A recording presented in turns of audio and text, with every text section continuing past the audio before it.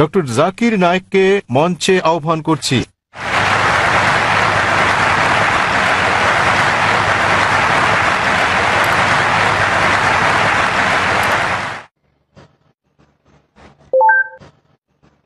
আলহামদুলিল্লাহ ওয়াসসালাতু ওয়াসসালাম আলা রাসূলিল্লাহ ওয়া আলা আলিহি ওয়া সাহবিহি আজমাইন, আম্মা বাদ। আউযু বিল্লাহি মিনাশ শাইতানির রাজীম, বিসমিল্লাহির রহমানির রহিম। ওয়া মান আহসানু ক্বাওলাম মিম্মান দাআ ইলাল্লাহি ওয়া আমিলা সলিহান ওয়া ক্বালা ইন্নানি মিনাল মুসলিমিন। রাব্বি ইশরাহ লি সাদরি ওয়া ইয়াসসির লি আমরি ওয়াহলুল উকদাতাম মিন লিসানি ইয়াফকাহু কাওলি। শ্রদ্ধেয় গুরুজনেরা এবং আমার প্রিয় ভাই বোনেরা, আমি আপনাদের স্বাগত জানাই ইসলামিক সম্ভাষণে। আসসালামু আলাইকুম ওয়া রাহমাতুল্লাহি ওয়া বারাকাতুহু। আল্লাহ সুবহানাহু ওয়া তাআলার দয়া, শান্তি ও রহমত আপনাদের সকলের উপর বর্ষিত হোক। আলহামদুলিল্লাহ, এটা আমার জন্য অত্যন্ত সম্মান এবং আনন্দের ব্যাপার যে চেন্নাইতে অনুষ্ঠানরত এই চতুর্থ শান্তি ইসলাম ধর্মীয় সম্মেলনে আসতে পেরে। আলহামদুলিল্লাহ, এটা আমার জন্য আরও সম্মানের দ্বিতীয় শেষ দিনের প্রশ্নোত্তর পর্ব পরিচালনা করতে পেরে। যেমনটা বলেছেন ভাই জাকির আহমেদ, যে আমরা অনুরোধ করব যদি কোনো অমুসলিম থেকে থাকেন তাদেরকে আগে প্রশ্ন করার সুযোগ দেওয়া হোক। মানুষ প্রায় অভিযোগ করে থাকেন আমার লেকচারের পরে প্রশ্নোত্তর পর্বের সময় কম থাকে বলে। এ কারণে আয়োজকরা আমরা যেটা করেছিলাম বোম্বেতে এই কয়েক মাস আগে, তারা একটা বিশেষ পর্বের ব্যবস্থা করেছেন শুধুমাত্র প্রশ্নোত্তরের জন্য। তাই আমরা প্রথমে অনুরোধ করব, এখানে যদি কোনো অমুসলিম থাকেন যারা প্রশ্ন করতে চান তাহলে তারা আগে সুযোগ পাবেন। যদি অমুসলিম কোনো প্রশ্ন করতে চান তারা যে কোনো প্রশ্ন করতে পারেন, ইসলাম ধর্ম নিয়ে বা হিন্দু ধর্ম বা খ্রিস্টান ধর্ম নিয়ে যে কোনো প্রশ্ন। আর যদি ইসলামের কোনো বিষয় সঠিক বলে মনে না হয়, ইসলামের কোনো নিয়মকানুনের সাথে যদি দ্বিমত পোষণ করেন, যদি কোরআনের কোনো বিষয়ের সাথে একমত না হন, সেটাও জিজ্ঞেস করতে পারেন। আমি যুবক মানুষ, আমি নিতে পারবো। অমুসলিমরা তাদের প্রশ্ন শেষ করার পর আমরা মুসলিম ভাইদের প্রশ্ন করতে বলবো এবং আমি মুসলিম ভাইদের অনুরোধ করব তাদের প্রশ্নগুলো যেন শুধু ইসলাম এবং তুলনামূলক ধর্ম বিষয়ে থাকে। তাই আমি এখন স্বেচ্ছাসেবকদের অনুরোধ করব প্রথমে অমুসলিমদের প্রশ্ন করার সুযোগ করে দিতে। হ্যাঁ ভাই, আপনি বলেন। আমার নাম নবীন, আমি টিসিএস এ কাজ করি। যখনই কোনো মুসলিম ধর্ম উপদেশ দেয় তারা আল্লাহর নাম নিয়ে শুরু করে এবং মুহাম্মদের নামও বলে। তারা কেন যীশু খ্রিস্টের নাম বলে না, যিনি কিনা আল্লাহর একজন নবী ছিলেন? এবং আমার মনে হয় অনেকটা অজ্ঞতাবশতই মুসলিমরা যীশু খ্রিস্টকে নিয়ে কথা বলে, শুধু খ্রিস্ট ধর্ম নিয়ে কথা বলার সময়ই। তাহলে মুসলিমরা যখন কথা বলা শুরু করে তারা কেন আল্লাহ এবং মুহাম্মদের নামের পর যীশু খ্রিস্টের নামও বলে না, যেহেতু তিনি নিজেও আল্লাহর একজন নবী ছিলেন? ভাই, খুব ভালো প্রশ্ন করেছেন যে যখন মুসলিমরা আলোচনা শুরু করে ইত্যাদি, তারা প্রথমে আল্লাহ সুবহানাহু ওয়া তাআলার নাম স্মরণ করেন, এরপর আল্লাহর রাসূল মুহাম্মদ সাল্লাল্লাহু আলাইহি সাল্লামের নাম নেন। কেন তারা নাম নেন না যীশু খ্রিস্টের, তার উপর শান্তি বর্ষিত হোক? আপনি মনে করছেন এটা করলে ভালোই হবে, যেহেতু আপনি জানেন যে ইসলামে যীশু খ্রিস্ট, তারপর শান্তি বর্ষিত হোক, তিনিও আল্লাহ তাআলার একজন রাসূল ছিলেন, তিনিও ইসলামের একজন বার্তাবাহক। আল্লাহ কোরআনে বলেছেন সূরা ফাতির অধ্যায় নম্বর 35 আয়াত নম্বর 24, এমন একটিও জাতি বা গোষ্ঠী নেই যাদের প্রতি আমি সতর্ককারী পাঠাইনি। আল্লাহ বলেন সূরা রদ অধ্যায় 13 আয়াত নম্বর 7, এবং প্রত্যেক জাতির প্রতি আমি একজন সতর্ককারী, একজন পথপ্রদর্শক পাঠিয়েছি। নামানুসারে কোরআনে মাত্র 25 জন নবীর কথা উল্লেখ রয়েছে,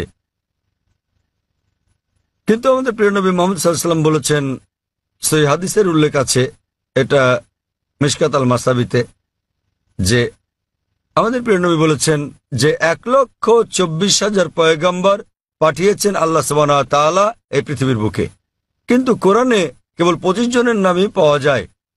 আদম, ইব্রাহিম, মুসা, যিশু, মুহাম্মদ, তাদের সকলের উপর শান্তি বর্ষিত হোক। তো ভাই, আমি যদি আপনার কথা মেনে নেই যে আমাদের নাম উল্লেখ করা উচিত সকল নবী রাসূলদের, তাহলে 1,24,000 নবী রাসূলগণের নাম নিতে না পারলেও অন্তত কোরআনে বর্ণিত 25 জনের সকলেরই নাম নিতে হবে। তাহলে ভেবে দেখেন প্রথম বাক্যটি কত বড় হয়ে যাবে। আপনি যেটা বুঝতে পারছেন না তা হলো যে সকল নবী রাসূল নবী মুহাম্মদ সাল্লাল্লাহু আলাইহি সাল্লামের আগে এসেছিলেন তাদের পাঠানো হয়েছিল শুধু তাদের লোকদের জন্য, শেষ সময়ের জন্য। উদাহরণস্বরূপ কোরআনে আছে যীশু খ্রিস্ট তার উপর শান্তি বর্ষিত হোক, এটার উল্লেখ আছে সূরা সাফ অধ্যায় নম্বর 61 আয়াত নম্বর 6 যে তাকে পাঠানো হয়েছিল বনী ইসরায়েলের জন্য একজন দূত হিসেবে। এটা উল্লেখ আছে সূরা আলে ইমরানেও অধ্যায় নম্বর 3 আয়াত নম্বর 49 যে যীশু খ্রিস্টকে তারপর শান্তি বর্ষিত হোক পাঠানো হয়েছিল একজন দূত হিসেবে বনী ইসরায়েলের সন্তানদের জন্য। সুতরাং মুহাম্মদ সাল্লাল্লাহু আলাইহি ওয়াসাল্লামের আগে যারা এসেছেন সকল নবী রাসূলগণকে পাঠানো হয়েছিল তাদের নিজেদের লোকদের জন্য, শেষ সময়ের জন্য। কিন্তু যেহেতু মুহাম্মদ সাল্লাল্লাহু আলাইহি সাল্লাম সর্বশেষ ও চূড়ান্ত নবী ছিলেন, তাকে শুধু আরব বা মুসলিমদের জন্য পাঠানো হয়নি, তাকে পাঠানো হয়েছিল সমগ্র মানব জাতির জন্য। এবং আল্লাহ বলেন সূরা আম্বিয়া অধ্যায় নম্বর 21 আয়াত নম্বর 107 ওয়ামা আরসালনাকা ইল্লা রাহমাতাল লিল আলামিন, আমি তো তোমাকে রহমত হিসেবে প্রেরণ করেছি সমগ্র পৃথিবীর জন্য, সমগ্র সৃষ্টি জগতের জন্য, সমগ্র মানবতার জন্য। সুতরাং মুহাম্মদ সাল্লাল্লাহু আলাইহি সাল্লাম যেহেতু সর্বশেষ এবং চূড়ান্ত নবী ছিলেন, তিনি শুধু মুসলিম বা আরবদের জন্য প্রেরিত হননি, এসেছিলেন সমগ্র মানবজাতির জন্য। এবং তিনি যে বার্তা নিয়ে এসেছিলেন তা শুধু একটা নির্দিষ্ট সময়ের জন্যই নয়, যেমনটা তার পূর্বে যারা এসেছিলেন তাদের বার্তা ছিল একটা নির্দিষ্ট সময়ের জন্য। কিন্তু যেহেতু নবী মুহাম্মদ সাল্লাল্লাহু আলাইহি সাল্লাম ছিলেন সর্বশেষ ও চূড়ান্ত নবী, তার বার্তা সময়ের বন্ধনে বাধা নয়, এটাকে অনুসরণ করতে হবে শেষ দিন পর্যন্ত। এ কারণে আপনি বর্তমানে যেখানেই থাকুন না কেন, হোক সে ভারত বা যুক্তরাষ্ট্র বা ইংল্যান্ড বা সৌদি আরব, পৃথিবীর যে কোনো প্রান্তে বর্তমানে আমাদের অনুসরণ করতে হবে সর্বশেষ ও চূড়ান্ত নবীকে, এবং তিনি হচ্ছেন নবী মুহাম্মদ সাল্লাল্লাহু আলাইহি সাল্লাম। যদিও ইসলামে সকল নবী রাসূলকেই আমরা সম্মান করি এবং আমরা যীশু খ্রিস্টকেও সম্মান করি, আমরা তাকে ভালোবাসি, তাকে শ্রদ্ধা করি, কিন্তু যীশু খ্রিস্ট তার উপর শান্তি বর্ষিত হোক নিজেই বলেছেন, এটার উল্লেখ আছে গসপেল অফ জন অধ্যায় নম্বর 16 অনুচ্ছেদ নম্বর 12 থেকে 14, আমি তোমাদের অনেক কথা বলতে চাই কিন্তু এখন তোমরা তা সহ্য করতে পারবে না, কারণ যখন সত্যের আত্মা আসবেন তিনি তোমাদের পথ দেখাবেন। তিনি নিজে থেকে কিছু বলবেন না, যা শুনবেন তাই বলবেন, তিনি আমাকে সম্মানিত করবেন। সুতরাং এখানে যীশু খ্রিস্ট তার উপর শান্তি বর্ষিত হোক ভবিষ্যৎবাণী করেছেন সর্বশেষ ও চূড়ান্ত নবী মুহাম্মদ সাল্লাল্লাহু আলাইহি সাল্লামের আগমনের। এই কারণে আমরা বিশ্বাস করি যে যীশু খ্রিস্ট তার উপর শান্তি বর্ষিত হোক এই পৃথিবীতে আবার প্রত্যাবর্তন করবেন, এবং খ্রিস্টানরাও এটা বিশ্বাস করে। তিনি যখন আসবেন তিনি নিজেও আনুগত্য করবেন আল্লাহ সুবহানাহু ওয়া তাআলার, এবং সর্বশেষ ও চূড়ান্ত নবী মুহাম্মদ সাল্লাল্লাহু আলাইহি সাল্লামের শিক্ষা মেনে চলবেন। তাই এটাই হচ্ছে কারণ যে যখন কোনো মুসলমান কোনো বক্তব্য শুরু করতে যায় অথবা শাহাদাত দেয়, প্রথমেই সে এক এবং একমাত্র আল্লাহ সুবহানাহু ওয়া তাআলার নাম স্মরণ করে, শুধু তিনি একমাত্র উপাসনার যোগ্য, আর কেউ নয়। এবং আমরা সর্বশেষ ও চূড়ান্ত নবী অর্থাৎ মুহাম্মদ সাল্লাল্লাহু আলাইহি ওয়াসাল্লামের উপর বিশ্বাস স্থাপন করি, কারণ তিনি এমন এক পয়গম্বর যার শিক্ষা দীক্ষা আজ অনুসরণযোগ্য। পূর্ববর্তী সকল নবী রাসূলগণ ছিলেন সময়ের গণ্ডিভুক্ত একটা নির্দিষ্ট সময়ের জন্য এবং একটা নির্দিষ্ট গোত্রের লোকদের জন্য। যেহেতু নবী মুহাম্মদ সাল্লাল্লাহু আলাইহি ওয়াসাল্লামকে পাঠানো হয়েছে সমগ্র মানবজাতির জন্য এবং তার বার্তা সময়ের গণ্ডিভুক্ত নয়, এ কারণে আমরা তার নাম উল্লেখ করে থাকি। অন্যথায় ইসলামে আমাদের সকল নবীদেরকেই সম্মান করতে হয়। আর আমি যদি আপনার কথা মেনে নেই, যেভাবে আগে বলেছিলাম আমার লেকচার শুরুর সময়, আমাকে বলতে হবে আল্লাহর নাম যিনি সর্বময়, সর্বোচ্চ, ক্ষমাশীল, এবং তার নবীদের নাম আদম এবং নূহ, তারপর সালেহ, ইদ্রিস, ইব্রাহিম, ইসমাইল, ইসহাক, মুসা, ঈসা, এবং তারপর আরো কারো নাম বলে আমি বলতে পারি মুহাম্মদ সাল্লাল্লাহু আলাইহি ওয়াসাল্লাম। আমরা যখনই মুহাম্মদ সাল্লাল্লাহু আলাইহি ওয়াসাল্লামের নাম উল্লেখ করি অন্য সকল নবীরা হয়তো অন্তর্ভুক্ত হন, কেননা এই কিতাব পবিত্র কোরআন যা কিনা নাজিল হয়েছিল নবী মুহাম্মদ সাল্লাল্লাহু আলাইহি ওয়াসাল্লামের উপর, এখানে বলা আছে যে প্রত্যেক মুসলমানের দায়িত্ব আল্লাহ সুবহানাহু ওয়া তাআলার সকল নবী রাসূলগণকে সম্মান করা, এমনকি যদিও তাদের নাম পবিত্র কোরআনে উল্লেখ নাও থাকে। সুতরাং আমরা তাদের ভালোবাসি, তাদের সম্মান করি, কিন্তু আমাদেরকে নাম নিতে হবে সর্বশেষ ও চূড়ান্ত নবীরই, যেহেতু তার বাণী আজও অনুসরণ করা হচ্ছে। আশা করি উত্তরটা পেয়েছেন। এখানে কি কোনো অমুসলিম ভাই আছেন মাঝখানের মাইকে? তামিল? হ্যাঁ, কেউ কি উনার কথা অনুবাদ করে দিতে পারবেন? তিনি তামিল ভাষায় কিছু বলতে চাচ্ছেন। এখানে কোনো অনুবাদক আছেন? আমরা চাই উনার প্রশ্নটি যথাযথভাবে অনুবাদ করা হোক, তাকে তামিল ভাষাতেই প্রশ্নটি করতে দিন, অনুবাদক সেটাকে বাংলায় করবেন। எனது பெயர் அல்போன்ஸ். நான் கிறிஸ்தவ மதத்தை சார்ந்தவர். சென்னை பெரம்பூரிலிருந்து வருகிறேன். நான் இஸ்லாம் மதத்தினுடைய வீட்டிற்கு சென்று பீஸ் டிவி தங்களது பீஸ் டிவியில் இஸ்லாம் மதத்தின் அனைத்து விஷயங்களையும் பார்ப்பேன். 7,000 ரூபாய் கட்டினால் மட்டுமே பீஸ் டிவி சேனல் தெரியும் என்ற நிலைக்கு உள்ளது. ஆதலின் ஏன் இதை கேபிளில் ஒளிபரப்ப தங்கள் மதத்தை ஒளிபரப்பக்கூடாது என்று நினைக்கின்றேன். তার প্রশ্নটি হল পিস টিভির সম্প্রচার বিষয়ে। তিনি জিজ্ঞাসা করেছেন কেন পিস টিভি কেবল টিভি বা অন্যান্য স্থানীয় কেবল চ্যানেলে সম্প্রচার হয় না। তিনি একজন খ্রিস্টান এবং তাকে একজন বন্ধুর বাসায় গিয়ে এই চ্যানেলটি দেখতে হয়। ভাই প্রশ্ন করেছেন যে তিনি একজন খ্রিস্টান এবং তিনি জানেন যে পিস টিভি স্যাটেলাইটের মাধ্যমে সম্প্রচার করা হয়, কেন কেবল অপারেটররা তাদের চ্যানেলে পিস টিভিকে রাখেন না? ভাই, এটা কেবল অপারেটরদেরকে জিজ্ঞেস করতে হবে। আমরা যা করছি তাহলে আমরা খেয়াল রাখছি যে পিস টিভি চালু আছে এবং এটা পৃথিবীর যে কোনো প্রান্ত থেকে দেখা যায় কিনা। আলহামদুলিল্লাহ, আমরা পিস টিভির 6টি আলাদা স্যাটেলাইট থেকে সম্প্রচার করছি এবং এটা পুরো পৃথিবী জুড়ে পৌঁছে যাচ্ছে। এশিয়া, মধ্যপ্রাচ্য, আফ্রিকা, অস্ট্রেলিয়া, ইউরোপ, উত্তর আমেরিকা, দক্ষিণ আফ্রিকা, সমগ্র বিশ্ব জুড়ে। আর ভারতের বিভিন্ন জায়গায় কেবল অপারেটররা পিস টিভিকে তাদের তালিকায় যোগ করেছেন, কেউ কেউ করছেন না। আপনি তাদেরকে জিজ্ঞেস করতে পারেন কেন তারা পিস টিভিকে তাদের তালিকায় যোগ করছেন না। আর দ্বিতীয়ত, কেউ যদি পিস টিভি দেখতে চান পৃথিবীর যে কোনো প্রান্ত থেকে, তিনি একটা ব্যক্তিগত ডিশ লাগিয়ে নিতে পারেন। বড় জোর 6,000 রুপি খরচ হবে। $150 খরচে পৃথিবীর যে কোনো প্রান্ত থেকে ডিশ এবং ডিকোডার বসালে এটা ফ্রি টু এয়ার চ্যানেল, আপনি এটা দেখতে পারবেন। আপনাকে মাসে মাসে টাকা দিতে হবে না। এটা free to air channel, dish এবং ডিকোডারের খরচ পড়বে প্রায় 6,000 রুপি। এটা আপনি বসাতে পারেন আপনার ছাদে বা বারান্দায় এবং ইনশাল্লাহ আপনি সারা জীবন দেখতে পারবেন। আপনাকে কোনো টাকা দিতে হবে না এর জন্য। আর আমাদের দুটো চ্যানেল আছে, একটা পিস টিভি ইংলিশ, আরেকটা হলো পিস টিভি উর্দু। তাই একবার ডিশ বসালে ইনশাল্লাহ আপনি দুটো চ্যানেলই দেখতে পারবেন। এবং আপনি যদি এটা আপনার বিল্ডিংয়ে বসান এবং 50টা বাড়িতে এই ডিশ লাইনটা ভাগ করে নেন, বাড়ি প্রতি হয়তো খরচ পড়বে মাত্র কয়েকশো রুপি। সুতরাং যে কেউ দেখতে চাইলে এইভাবে দেখতে পারেন। আর পিস টিভিকে ইন্টারনেটেও আমরা দিয়ে দিয়েছি। স্বাভাবিকভাবে ইন্টারনেটের গুণগত মান স্যাটেলাইটের তুলনায় অনেক নিম্নমানের হবে। আপনি ইন্টারনেটে www.peacetv.org এই সাইটে দেখতে পারবেন। এমনকি মোবাইলেও সম্প্রতি আমরা পিস টিভি মোবাইলেও চালু করেছি। আপনার কাছে যে হ্যান্ডসেটই থাকুক না কেন, নোকিয়া অথবা আইফোন, আমরা চেষ্টা করছি বিশ্বের 80% হ্যান্ডসেটের জন্য এটাকে সহজলভ্য করতে। তবে ফোনটা যত উঁচু মানের হবে, যদি আপনি তৃতীয় প্রজন্মের ফোন নিয়ে থাকেন এর মান অনেক উন্নত হবে। যদি ওয়াইফাই ব্যবহার করেন উন্নত মান পাবেন। সুতরাং হ্যান্ডসেটের উপর নির্ভর করে আপনি মোবাইলেও পিস টিভি দেখতে পারেন। এটা সম্পূর্ণ বিনামূল্যে। এর ওয়াপ ইন্টারনেটের জন্য www.peacetv.org, মোবাইলের জন্য এর ওয়াপ wap.peacetv.org। আশা করি উত্তরটা পেয়েছেন। হ্যাঁ বোন, আপনার প্রশ্নটি করুন। শুভ সন্ধ্যা, আমার নাম নিখিলা। আমি ডেন্টালের একজন ছাত্রী। ইসলাম সম্পর্কে আমার জ্ঞান আসলেই কম। আমি যতটুকু জানি আমার বন্ধুদের কাছ থেকে শুনেছি। আমার প্রশ্ন হচ্ছে, আমি একটি পোস্টারে দেখেছি যে বলা আছে সঙ্গীত এবং নৃত্য ইসলামে গ্রহণযোগ্য নয়। এটা কেন?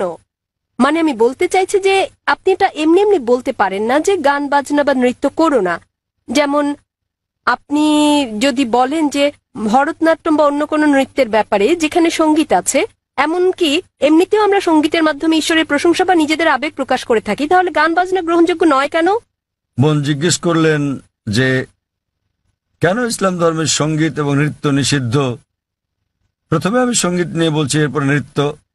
সঙ্গীতের ব্যাপারে বলা যাবে, আমাদের প্রিয় নবী মুহাম্মদ সাল্লাল্লাহু আলাইহি ওয়াসাল্লাম বলেছেন যে সঙ্গীতের বাদ্যযন্ত্র সাধারণ নিয়মে সবই নিষিদ্ধ, তবে তিনি যেটার অনুমতি দিয়েছিলেন সেটা দাফ, একপাশে খোলা ড্রাম যাকে বলা হয় ডাফ বা ডাফলি। বাকি সবগুলোই নবী নিষিদ্ধ করেছেন। কারণ আপনি যদি ভেবে দেখেন, এটা আপনাকে দূরে নিয়ে যায় আল্লাহ সুবহানাহু ওয়া তাআলার জিকির থেকে, সর্বশক্তিমানকে স্মরণ করা থেকে। এ কারণে যখন আমরা এরকম গান শুনি, যেমন ধরেন সিনেমার গান হোক, সেটা হিন্দি, মালায়ালাম, তামিল বা অন্য কিছু, আপনি দেখবেন যে এই হিন্দি সিনেমার গানগুলোর বেশিরভাগ কথাই একেবারে বাস্তবতা বহির্ভূত। আপনি জানেন যে নায়ক নায়িকাকে বলছে, मैं तुम्हारे लिए चांद तोड़ के लेके आऊंगा, मैं तुम्हारे लिए सितारे तोड़ के लेके आऊंगा। আমি তোমার জন্য চাঁদ নিয়ে আসবো, আমি তোমার জন্য তারা নিয়ে আসবো। আমরা জানি এটা সম্ভব না, কোনো মানুষ তার প্রেমিকার জন্য চাঁদ তারা নিয়ে আসতে পারে না। তবুও আমরা বলে থাকি পরিস্থিতি বা আবেগ ইত্যাদির কারণে। তো এই কারণে সাধারণ অনুশাসন হচ্ছে যে সঙ্গীত একজন মানুষকে আল্লাহ সুবহানাহু ওয়া তাআলার কাছ থেকে দূরে নিয়ে যায়। এ কারণে আমাদের প্রিয় নবী বাদ্যযন্ত্রকে নিষিদ্ধ করেছেন দাফ ছাড়া, অথবা সাধারণভাবে কণ্ঠস্বর। উদাহরণস্বরূপ যদি কেউ কোরআন আবৃত্তি করে তার কণ্ঠ সুন্দর, সেটা ঠিক আছে, কারণ এটা একজন মানুষকে আল্লাহ সুবহানাহু ওয়া তাআলার দিকে নিয়ে আসে। নেপথ্য বাদ্যযন্ত্রের আওয়াজ থাকলে যদি এটা একটা বিশেষ আবেগের সৃষ্টি করে, তাহলে গান গাওয়ার ক্ষেত্রে এটা হচ্ছে মুবাহ, ঐচ্ছিক, যতক্ষণ পর্যন্ত গানের কথাগুলো নিয়ে যাচ্ছে আল্লাহ সুবহানাহু ওয়া তাআলার দিকে। যদি গানের কথাগুলো আপনাকে আল্লাহর কাছ থেকে দূরে সরিয়ে নিয়ে যায়, তাহলে সে ধরনের গানও নিষিদ্ধ। এবার আসি দ্বিতীয় ভাগে, নৃত্য করা কেন নিষিদ্ধ। কোরআনে এমন কোনো আয়াত নেই, অথবা আমার জানার মতো কোনো হাদিস নেই যেখানে বলা আছে যে নৃত্য করা হচ্ছে হারাম। কিন্তু সাধারণভাবে যেহেতু মানুষ নাচে অন্য মানুষদের দেখানোর জন্য, আপনারা জানেন যে মঞ্চে নৃত্য পরিবেশন করা হয়, যেমন ভরতনাট্যম। আপনি মঞ্চে ভরতনাট্যম করছেন আর হাজার হাজার লোক আপনাকে দেখছে। সাধারণভাবে যদি হিজাবের দিক থেকে বলি, আমরা চাইবো না যে উন্মুক্ত হোক আমাদের মহিলারা, আমাদের মায়েরা, আমাদের বোনেরা, আমাদের কন্যারা মঞ্চে উঠুক আর হাজার হাজার লোক তাদের দেখুক। তো যে কোনো পেশা যেখানে শরীরকে প্রদর্শন করা হয়ে থাকে মানুষকে বিনোদন দেবার জন্য, সেটা নিষিদ্ধ। এই কারণেই মানুষজনের সামনে নাচা অথবা নাচ করা কোনো পার্টিতে যেখানে বিপরীত লিঙ্গের মানুষেরা থাকে, বেশিরভাগ ক্ষেত্রে নাচের নিয়মগুলো এগুলো ইসলামী শরিয়ার বিরুদ্ধে যায়।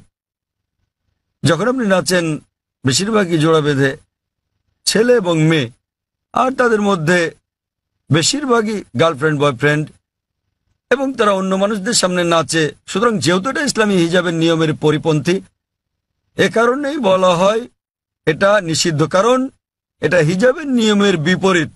তাই বুঝতে হবে যে যখন নাচ করছেন, আপনি মানুষজনের সামনে নাচ করছেন, পার্টিতে যাচ্ছেন, আবার ঘুরে বেড়াচ্ছেন, আর না হলে শুধু স্বামী স্ত্রী মিলে যেভাবে খুশি সময় কাটাতে পারেন, যতক্ষণ এটা শরিয়ার বিরুদ্ধে না যাচ্ছে। বদ্ধ ঘরের ভেতরে স্বামী স্ত্রী মিলে যা খুশি করতে পারেন, যদি এটা কোরআন ও হাদিসের নিয়মকানুনের বাইরে না যায়, কোনো সমস্যা নেই। কিন্তু যেহেতু বেশিরভাগ সময় নাচ শরীরকে প্রদর্শন করে থাকে, এতে গান থাকে, নাচ থাকে, আপনি মঞ্চে উঠছেন আর লোকেরা আপনাকে দেখছে, তাই এটা শরিয়ার হিজাবের নিয়মের বিরুদ্ধে। এ বিষয়ে আমার ভিডিও ক্যাসেট দেখেন, ইসলামে নারীর অধিকার আধুনিক না সেকেলে, সেখানে বিস্তারিত আছে কেন আমরা মুসলিমরা নারীদের নিরাপত্তা দেই, ভালোবাসি, তাদেরকে কি চোখে দেখি। যেহেতু আমরা নারীদের ভালোবাসি, আমরা তাদের নিরাপত্তা দেই এবং আমরা তাদের প্রদর্শন করতে চাই না। এই কারণেই যে সমস্ত পেশায় প্রকাশ্যে গান গাওয়া বা নাচ করা অথবা মডেলিং এর ব্যাপার আছে, সেগুলো নারীর জন্য নিষিদ্ধ। আশা করি উত্তরটা পেয়েছেন। যদি কোনো অমুসলিম থাকেন, জাকির ভাই যেটা বলেছেন, যদি কোনো অমুসলিম কোনো প্রশ্ন করতে চান, নির্দ্বিধায় করতে পারেন। আপনার যে কোনো প্রশ্ন ইসলাম নিয়ে অথবা অন্য কোনো ধর্ম নিয়ে, ইসলাম এবং তুলনামূলক ধর্ম নিয়ে যে কোনো প্রশ্ন, অথবা ইসলামের কোনো বিষয় যদি আপনার কাছে সঠিক মনে না হয়, এটাই সুযোগ, আপনি যে কোনো প্রশ্ন করতে পারেন। জনমানুষের সামনে এভাবে খোলামেলা প্রশ্ন করার সুযোগ সত্যি দুর্লভ। একজন অমুসলিম ভাই আছেন। আপনি কি অমুসলিম? হ্যাঁ ভাই, আপনার প্রশ্ন করুন। হ্যাঁ। আসসালামু আলাইকুম ভাই জাকির, এবং শুভ সন্ধ্যা আমার ইসলামী ভাইদের এবং অন্য ধর্মের ভাইদেরও। আমার নাম রামজি জয়রা আমান। আমি আমেরিকার একজন টেকনোলজিস্ট, সেখানে প্রায় ৩৫ বছর ধরে বাস করছি। আর গত ৩ বছর ধরে আমি আধ্যাত্মিকতা চর্চা করছি আমার জীবিতকালেই একটা আত্মিক মুক্তির উদ্দেশ্যে। আমি কোরআন শরীফ পড়েছি। আমার একজন বন্ধু আছে, বলতে পারেন আজীবনের বন্ধু। গত ৪৫ বছর ধরে সে একজন খাঁটি মুসলমান। আমার প্রশ্ন হচ্ছে, প্রথমে আমাকে একটি কথা বলতে দিন, তারপর আমি আমার প্রশ্নটি করব। আমরা যখন কিছু বুঝতে চাই, হোক সেটি ধর্ম নিরপেক্ষ অথবা ধর্মীয়, আমরা বই পড়ে সেটি জানি কিন্তু যখন আমরা বইটি পড়ি আমরা সেটা বুঝে বুঝেই পড়ি। তাই যদি হয় তাহলে কেন প্রায় 1 ঘন্টা ধরে আপনার ছেলে বক্তৃতা করেছিল কোরআন বুঝে পড়ার বিষয়ে, বিশেষত সৌদি আরবের ভাষা আরবি ভাষার বিষয়ে? কেননা আমি যা অনুভব করি এবং চর্চা করি যে কোরআন ভাষার অনেক ঊর্ধ্বে, তো প্রত্যেক মুসলমানের আরবি ভাষা শিখতে হবে। বিষয়টা আমার কাছে কিছুটা জোর জবরদস্তিমূলক মনে হয়েছে। কোরআন কি তাই বলে? ভাই একটা ভালো প্রশ্ন করেছেন। বললেন যে তিনি আধ্যাত্মিকতা শিখতে চান এবং তিনি কোরআন পড়েছেন, কিন্তু তিনি বুঝতে পারেননি যে কেন একটা বক্তৃতা যা ফারিক নায়েক করেছিল আমার ছেলে কোরআন বুঝে পড়ার জন্য আরবি ভাষা শেখার গুরুত্ব নিয়ে, আর এটা কেন আবশ্যিক। আপনি যদি আমার ছেলের পুরো আলোচনাটা শুনে থাকেন, সে কখনো এটা বলেনি যে প্রত্যেক মুসলমানের জন্য আরবি শেখা আবশ্যিক। সে কখনোই বলেনি। আরবি জানাটা বেহেশতে যাওয়ার জন্য পূর্ব শর্ত নয়, কারণ আমি নিজেও আরবি জানি না। আমি নিজেও আরবি একটা ভাষা হিসেবে শিখিনি, এদিক সেদিকে একটু একটু বুঝতে পারি। আমি আরবি ভাষা জানি না, কিন্তু আমার ছেলে জানে, মাশাআল্লাহ। সে আমার চেয়ে ভালো জানে। সে কোরআন সরাসরি অনুবাদ করতে পারে, আমি পারি না। কিন্তু তার আলোচনায় যদি আপনি শুনে থাকেন, সে বলেছিল যে যদি আপনি আরবি না জানেন কমপক্ষে অনুবাদটা পড়েন। তো তার বক্তব্য ছিল কোরআন বুঝে পড়া উচিত, আর প্রশ্ন ছিল আল কোরআন কি বুঝে পড়া উচিত, হ্যাঁ অথবা না? আর উত্তর ছিল হ্যাঁ, সে আবশ্যক। সে বলেছিল আপনার কমপক্ষে অর্থ বুঝে পড়া উচিত কোরআন, আর কোরআন বুঝে পড়ার সবচেয়ে ভালো উপায় হচ্ছে আরবিকে ভাষা হিসেবে শেখা। আপনি যখনই কোনো বই অনুবাদ করেন, কোনো সাধারণ বই অনুবাদ করতে গেলে অনুবাদটা কখনো 100% সঠিক হবে না। এটা হতে পারে 80%, 90%, 99%। ভাষাটা যত বেশি কঠিন হবে, যত বেশি বিশুদ্ধ হবে, অনুবাদ তত বেশি কঠিন হবে। কোরআন হচ্ছে পৃথিবীর সবচেয়ে অনুবাদ অযোগ্য বই। তাই কোরআনের অনুবাদ কখনোই কোরআনের অনুরূপ হবে না, কারণ আরবি ভাষাটা এতই শক্তিশালী, এতই বিশুদ্ধ, আর এছাড়া এটা সর্বশক্তিমান আল্লাহ সুবহানাহু ওয়া তাআলার বাণী। এই কারণেই সর্বোৎকৃষ্ট উপায় হচ্ছে আরবিকে ভাষা হিসেবে শেখা। দ্বিতীয়ত, আপনি যদি আরবি ভাষা না জানেন, তাহলে সে বলেছিল যে ভাষাটা ভালো জানেন সেই ভাষায় অনুবাদটা পড়েন। আপনি ইংরেজি জানলে ইংরেজিতে পড়ুন, তামিল জানলে তামিলে পড়ুন, হিন্দি জানলে হিন্দিতে, বাংলায় জানলে বাংলায় কোরআনের অনুবাদ পড়ুন। সে যা বলেছিল তার মূল বক্তব্য ছিল কোরআন পড়ুন অর্থ সহকারে। এখন এই প্রশ্নটা একজন সাধারণ মানুষের পক্ষে খুবই স্বাভাবিক। আপনার প্রশ্ন ছিল কেন একজন মানুষ বলবে যে বইটি অর্থ বুঝে পড়ো? অর্থ তো বোঝাই গেছে। যখনই কোনো বই পড়া হয় সেটি তো অর্থ বুঝেই পড়া উচিত। কিন্তু আপনি বুঝতে পারেননি যে মুসলিম সম্প্রদায়ের মধ্যে দুঃখজনকভাবে, যেমনটা আমার ছেলে বলেছে, যে 80%-ও বেশি মুসলমান আরব নন এবং তারা আরবি ভাষা জানেন না। এখানে নবীর একটা হাদিস আছে, তিনি বলেছেন যদি তোমরা কোরআন তেলাওয়াত করো তো সব পাবে।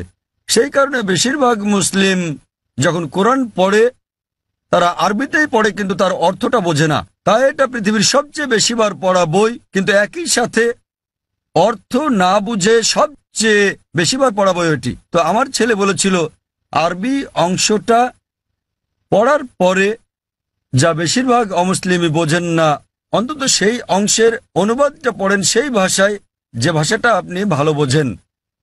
সে জোর দিচ্ছিল যে কোরআন নির্দেশনামূলক গ্রন্থ, এটি সর্বশক্তিমান আল্লাহর গ্রন্থ।